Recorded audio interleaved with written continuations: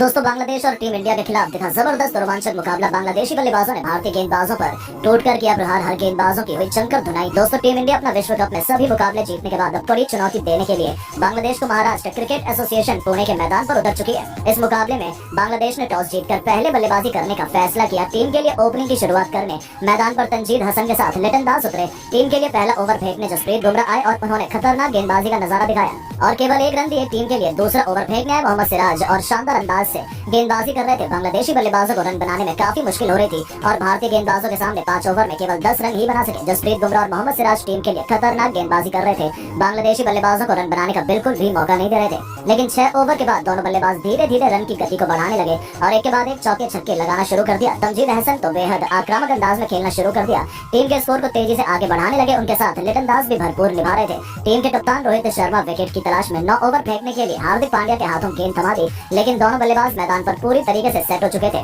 और हार्दिक पांड्या की दूसरी गेंद पर लिटन दास ने शानदार चौका जड़ दिया। उसके बाद भी लिटन दास रोकने का नाम नहीं लिया और तीसरी गेंद पर भी शानदार ड्राइव लगाकर चौका चढ़कर अपनी टीम के स्कोर को तेजी से आगे बढ़ा दिया। लेकिन इसी बल को हार्दिक पांड्या अपने पैरों से बचाना चाहते थे, जिसके कारण उनका पैर फिसल गया और वो पूरी तरह से मैदान में गिर गए। उन्हें काफी चोट आ गई, जिसके कारण उन्हें मैदान से बाहर जाना पड़ा। इस ओवर को पूरा करने के लिए विराट कोहली खुद बॉलिंग करने मैदान पर गए, जिसे देखकर पूरा क्रिकेट जगत हैरान रह गया और विराट कोहली ने हार्दिक पांड्या की बची हुई 3 गेंद बेहद शानदार तरीके से डाली। कप्तान रोहित शर्मा विकेट की तलाश में नए गेंदबाजों का एक्सपेरिमेंट किए जा रहे थे और पावर प्ले का अंतिम ओवर फेंकने के लिए गेंद शार्दुल ठाकुर के हाथों में थमा दी, लेकिन इन दोनों बल्लेबाजों को कोई फर्क नहीं पड़ रहा था। दोनों बल्लेबाज शानदार बैटिंग कर रहे थे और अर्धशतक की साझेदारी पूरी कर ली। वहीं तंजीद हसन बेहद आक्रामक अंदाज में बल्लेबाजी कर रहे थे। शार्दुल ठाकुर के ओवर में उन्होंने वो बेहद आक्रामक अंदाज में आ गए और इस ओवर में 2 गगनचुंबी छक्के और एक चौका जड़कर तंजीद हसन अर्धशतक के करीब पहुंच गए। बांग्लादेश का स्कोर 10 ओवर में बिना विकेट पर 63 रन पहुंच गया। कप्तान रोहित शर्मा एक बार फिर विकेट की तलाश में गेंद इस बार स्पिनरों के हाथों में थमा दी और टीम के लिए 11वां ओवर फेंकने कुलदीप यादव आ गए, मगर ये दोनों बल्लेबाज पूरी तरह से मैदान पर सेट हो चुके थे। बांग्लादेश के ये दोनों बल्लेबाज अच्छी पार्टनरशिप की ओर बढ़ रहे थे।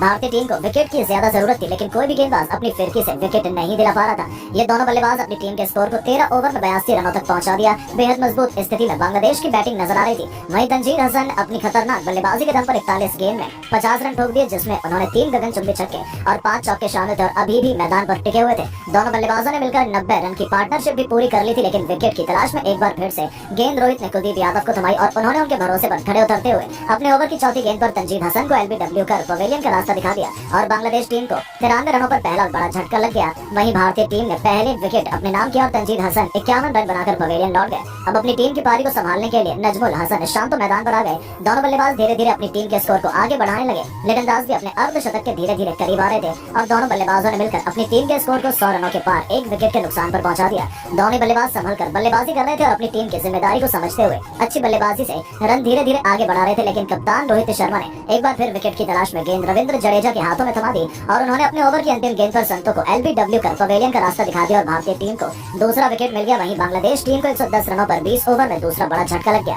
बांग्लादेश अब धीरे धीरे मैच में वापसी की तरफ बढ़ने लगी। एक बार फिर स्पिनरों ने अपनी करिश्माई और जादुई गेंदबाजी कर टीम को मैच में वापसी कराई और अब अपनी टीम की पारी को संभालने मेहंदी हसन मिराज मैदान पर आ गए। वहीं लिटन दास भी अपना शानदार अर्धशतक पूरा कर चुके थे। दोनों बल्लेबाज अपनी टीम के स्कोर को धीरे धीरे आगे बढ़ाने लगे। भारतीय गेंदबाज पूरी तरह से बांग्लादेशियों पर हावी नजर आने लगे। भारतीय गेंदबाज शानदार प्रदर्शन दिखा रहे थे अपनी टीम के लिए। मेहंदी हसन मिराज 10 गेंद में 1 रन बनाकर मैदान पर बल्लेबाजी कर रहे थे, तो वहीं लिटन दास 72 गेंद में 63 रन बनाकर 5 चौके की मदद से मैदान पर अभी भी टिके हुए थे और अपनी टीम के स्कोर को 24 ओवर में 129 रनों तक पहुंचा दिया था। लेकिन तभी 25वां ओवर फेंकने आए मोहम्मद सिराज। उन्होंने अपने ओवर की पहली गेंद पर मेहंदी हसन मिराज को पवेलियन का रास्ता दिखाकर बांग्लादेश टीम को 129 रन पर तीसरा झटका दे दिया और मेहंदी हसन मिराज 3 रन बनाकर पवेलियन लौट गए और अब लिटन दास का साथ देने मैदान पर तौहीद हृदय आ चुके थे और टीम का स्कोर 25 ओवर में 3 विकेट के नुकसान पर 131 रन तक पहुंच गया।